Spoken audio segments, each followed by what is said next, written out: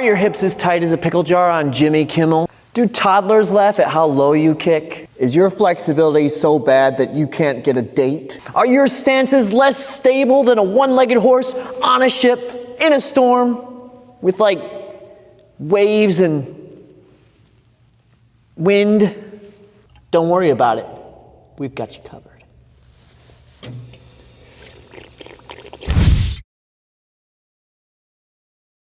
Warm up with a 1-minute plank. Remember, when you plank, you should squeeze your stomach and imagine a beam extending from the top of your head through your heels so you keep your body in a straight line. No cheating, none of this, and none of this. A good plank is a great way to gain stability for your Taekwondo techniques. And it also warms you up.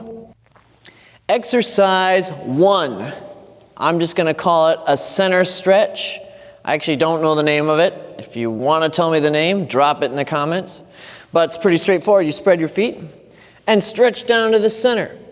You're going to hold the center position for 30 seconds. Then you'll work your way over to one leg toward the ankle and just slowly bring your head toward your knee again for 30 seconds. Then you'll work your way over to the other side and do the same thing for 30 seconds. And then the last one, you'll put your hands in the middle and try to increase the stretch a little bit. Not anything crazy, you're not trying to do a split right now. And just hold for an additional 30 seconds. Exercise 2. I call this a long front stance because it's similar to a Taekwondo front stance, but longer. It's called a warrior pose in yoga. To do this exercise, start by putting your hands on your hips, making sure your head is tall and your back is straight. You don't want to touch your front leg. You want to maintain good posture and use your muscles. We're building both strength and flexibility with these positions. Once you get into your position, try to bend the knee a little further. Push yourself there. Hold for 30 seconds on one side. If you can increase that knee bend a little bit during that 30-second hold, feel free to do so, but don't sacrifice your posture. After you finish 30 seconds on one side, you'll switch and do 30 seconds on the other side. Once again, emphasizing the bend in the front knee. And once again, making sure not to put your hands on your leg. Exercise 3.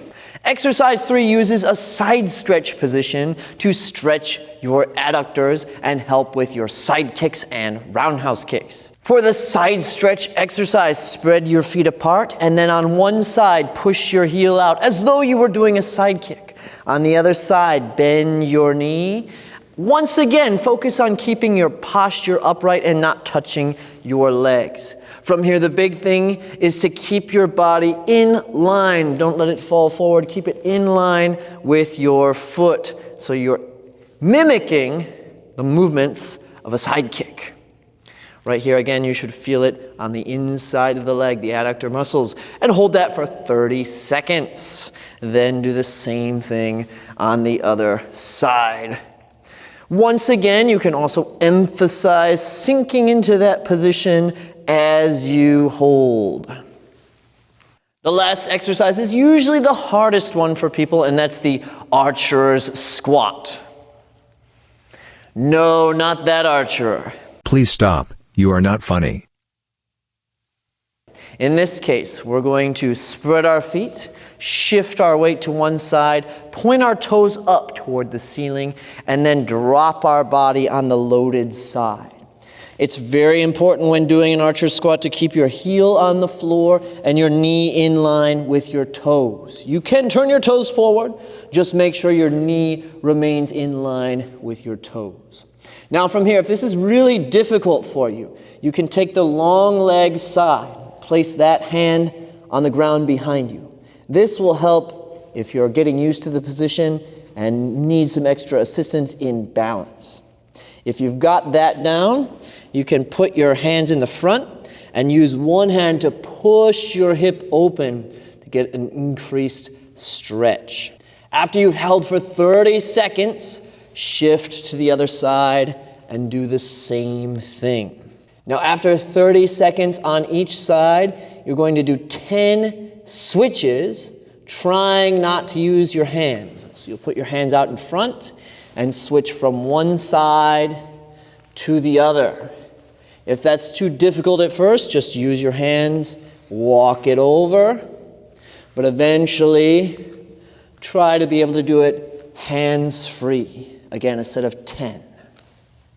Once you've completed these exercises, it's good to do some hip rotations. I like to do 10 going one direction and 10 going the other. These exercises are great because they emphasize both strength and flexibility, things that you need for good Taekwondo techniques.